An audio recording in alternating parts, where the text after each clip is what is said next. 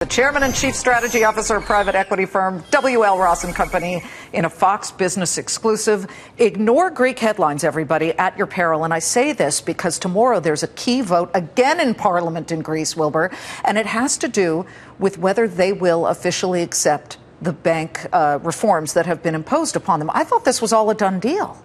Well, I think they will accept it. I don't think that's the controversial part.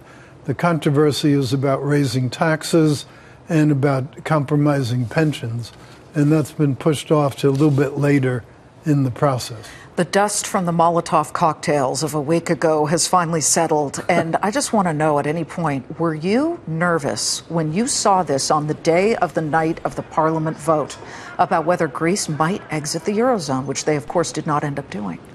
Well, that's true, but going back to your fruit analogy earlier, I think you should have said not apples and oranges, but olives, because that's much more of a Greek product.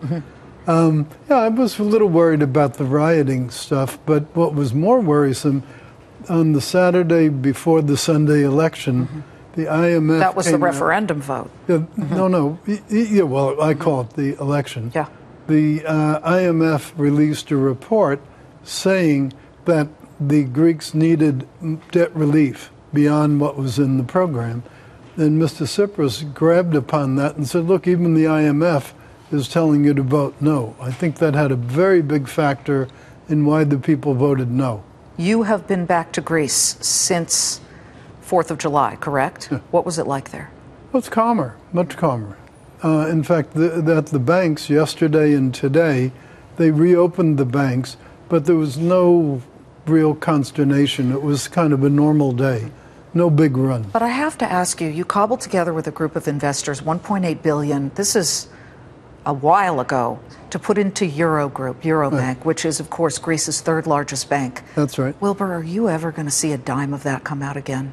Well, I certainly hope so. I know you hope so, but what's your gut feeling? No, I think so, because a big bank in a small country is like a warrant on the economy of the country. And since I think Greece's economy will recover, I think the bank will recover. Okay, it's the lowest one here. These all say unchanged because the Athens Stock Exchange has not been able to trade. Right. 6 pennies a share. I looked at the book value. It's still about 32 cents per share, correct? Yeah, I don't know about 6 cents. I would be a buyer at 6 cents. Well, if you loved it at 32, you really love it at 6. You have a good sense of humor, but you know, you made a fortune on the Bank of Ireland when it was going through similar situations, but right, Greece has proved it is not like Ireland. Ireland voted on its own austerity plan and then stuck to it. Right. Do you believe Greece will stick to it? I think they will this time. I think they got the fear of God put into them by the events between the referendum and today.